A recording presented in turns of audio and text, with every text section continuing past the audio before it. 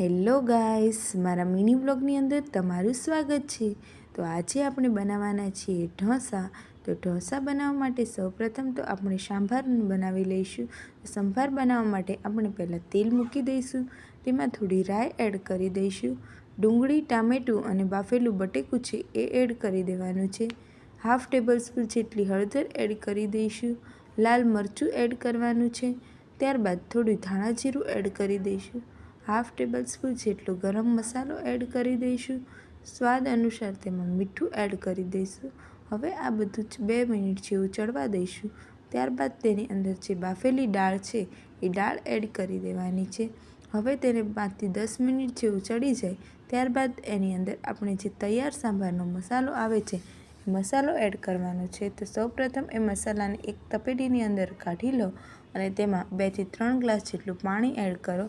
હવે તેને મિક્સ કરી દો અને ત્યારબાદ આપણે જે સાંભાર ઉકળે છે એની અંદર આ મસાલો જે ડોયો છે એ એડ કરી દેવાનો છે અને હવે તેને આપણે 10થી 15 મિનિટ જેવું ઉકળવા દઈશું ધીમા ગેસે। અને હવે તે ઉકળી જાય ત્યારબાદ તેની અંદર આપણે થોડી કોથમીર પણ એડ કરી દીધી છે અને આપણો બહાર જેવો સાંભાર તૈયાર સાંભાર હોય છે એવો જ સાંભાર ઘરે થઈ ગયો છે રેડી। તો હવે આપણે જે મસાલો હોય છે બટેકાનો એ પણ તૈયાર કરી લીધો છે। તો એ મસાલો તો આપણે જે ડુંગળી ટમેટાનો વઘાર કરીને કરીએ છીએ એ જ રીતે આપણે તૈયાર કરી લીધો છે। હવે આપણે બનાવવાના છે ઢોસા। તો હવે એ ઢોસાના પેપર બનાવવા માટે આપણે પહેલાં તો જે બેટર છે આપણે ઘરે જ બનાવ્યું છે, ઘરે જ પલાળીને એ બેટરને આપણે થોડું અલગ કાઢી લઈશું અને એમાં આપણે સ્વાદ અનુસાર મીઠું અને પાણી એડ કરવાનું છે જેથી એ બેટર આછું થઈ જાય। જેમ બેટર આછું હશે એમ આપણા જે પેપર છે એ થોડા કડકડા બનશે, એટલે એ પેપર કડક અને ક્રિસ્પી બનાવવા માટે આપણે એને આછું કરશું બેટર।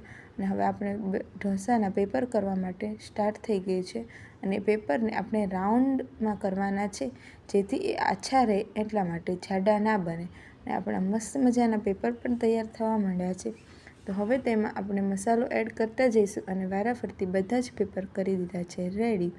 અને આપણે ટોપરાની ચટણી છે એ પણ બનાવી છે, એની રેસીપી છે એ પણ મેં આગળના મિની બ્લોગમાં તમને આપી દીધી છે। તો હવે આપણા મસ્ત મજાનો સાંભાર, ટોપરાની ચટણી અને ઢોસાના પેપર સાથે એ બધું રેડી કરી દીધું છે। તો જો તમને આજનો મારો મિની બ્લોગ ગમ્યો હોય તો મારા બ્લોગને લાઇક કરજો, શેર કરજો અને કોમેન્ટ કરજો। જો તમે મારી ચેનલમાં ન્યૂ હોય તો સબસ્ક્રાઈબ કરી દેજો ગાઈસ। Bye bye.